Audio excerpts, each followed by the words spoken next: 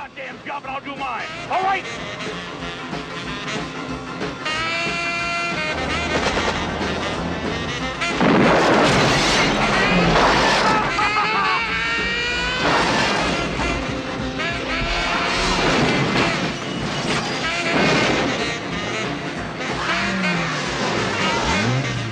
Fucking A!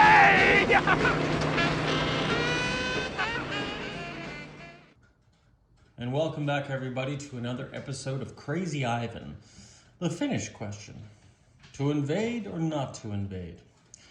Well, right now we are in Operation Skyhook, pretty much right in the middle of Operation Skyhook, and yours truly, Panzer King, is playing the one and only USSR.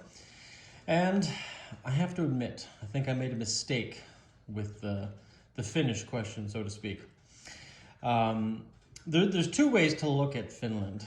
You perceive them as a threat or no threat at all.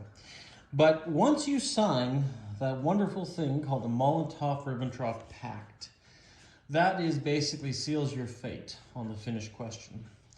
Because once you do that, you basically have to go after Finland, and not just Karjala, but you have to go after southern Finland and northern Finland.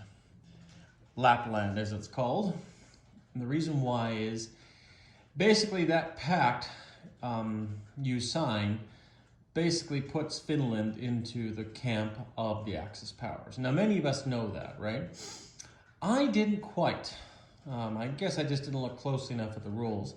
I thought, in my ignorance, if I signed the Molotov-Ribbentrop Pact, and I don't attack Finland, or choose not to, Finland will still be a neutral power at the end of this. Well, au contraire, not so much. And consequently, as soon as we went to war with the Germans, Finland sided with the Germans, and every unit behind that wonderful Manahan line became German. And this gave a base for the Russians to attack. So, plainly put, and I'm going to say this right here, right now, if you are going to sign the Molotov-Ribbentrop Pact, besides looking at invading Iran or Mongolia, which are two viable options for the Soviets, you go after Finland first. Or you don't even have to go after Finland first. You don't need to. But you make it a priority when it becomes available. And that's obviously the mistake I didn't, because I focused on some other fruits, like Mongolia and Iran, because obviously I wanted to make sure I got there before perhaps other nations got there, like the Italians, like the Japanese.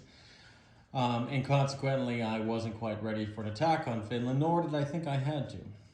Now, if you flip the coin and you don't sign the Molotov-Ribbentrop Pact, which is tough, I grant you, it is tough. $8 for 6, 7, 8 turns back to back is more boring than being Italy. You know, that's a tough pill to swallow with that income.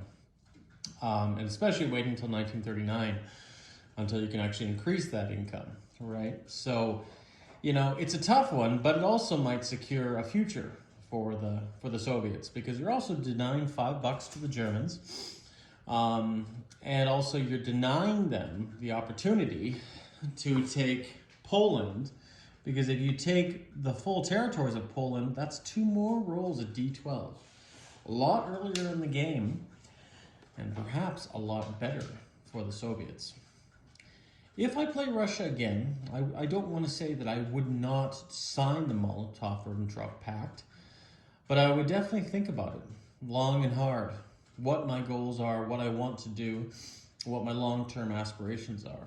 Now, incidentally, there's been an argument here, and since we're talking about Finland, we might as well talk about the Baltic states, like Lithuania, Latvia, and Estonia. Lithuania, it's an annexation. Same with Latvia, same with Estonia.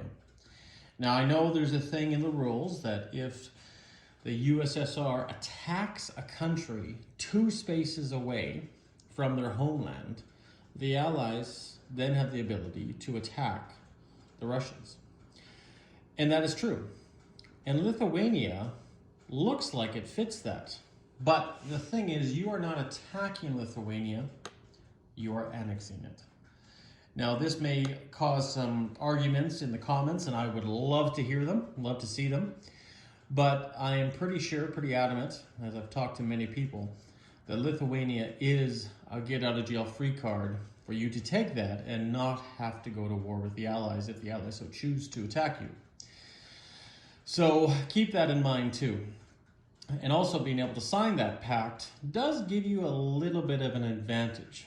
It gives you a bigger buffer zone between the oncoming Germans and the more vulnerable Russian states and cities that we can see here as we back up further in the map. So consequently, if you want to go to war with Finland, just make sure you take it. You can take Lapland up here, you can take southern Finland, and then you don't have to worry about any future German threats. Now, of course, there is a coastal ship here under the Finnish Navy that has already, in this game, gone German, which is not necessarily the best thing. But if you're ever going to play this game again, I strongly recommend you understand what is involved with taking Finland in its entirety, or just even this territory here.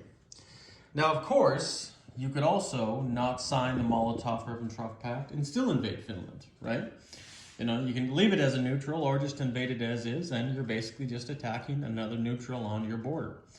And in some ways, that's almost a favorable situation because you still get that income and it doesn't mean anything. Yes, the Germans can control the Finns, but they will not turn German until they go to war with the Russians. And especially if the Germans are engaged heavily in the Western theater, especially in England, like you can see in this game, then yes, they may be reluctant to do that. So anyways, guys, it's kind of an obvious thing, but I wanted to cover this and going over this situation here with Finland. I honestly believe it is a very important territory to take if you're Germany, for a lot of reasons. Not from the simplest, that you are actually able to possibly get into a position to take these possible bonuses away from the Germans, such as Sweden and the northern territories of Norway, but also gives you an opener to more victory points. So anyways, guys, Panzer King in the Lion's Den, just bringing you a quick Crazy Ivan episode of the Finnish question: to invade or not to invade? Well, it all depends whether you sign that dastardly document called the Molotov-Ribbentrop Pact. Good in some cases, bad in others. Anyways, guys, Panzer King here in the Lion's Den. Hopefully you're enjoying this series, and hopefully you're enjoying Skyhook.